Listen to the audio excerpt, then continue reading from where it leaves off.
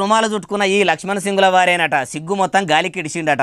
దవాఖాన్ల శాఖల పనిచేసే ఆడోళ్లకు దగ్గర కావాలని చూసుడట. ఒక్కలో ఇద్దరో కాదు 21 మంది మహిళా మెడికల్ ఆఫీసర్లను ఒకటే తీరుగా ఏపుక తింటున్నాడట.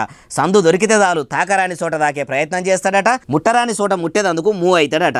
ఆయన శాంబర్లకు పోవాలంటేనే ఏం గలీజు మాటలు అంటాడో, ఎంత ఇకారం తప్పినట్టు ఉంటాడో అని చాలా ఇబ్బంది పడేటోళ్ళట. గడ్డ మీసాలకు కలరేసినట్టున్నాడు. ముదురు ముఖము ముసలి మనిషి లెక్కనే ఉన్నట్టున్నాడు.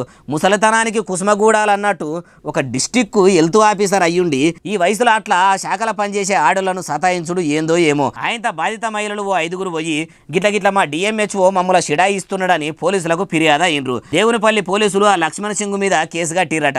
జిల్లా కలెక్టర్ సారు ఎస్పీ సార్లేమో ఎంక్వైరీ కమిటీని చేసిరట. అందులో మగ మనిషినే పెట్టిరట.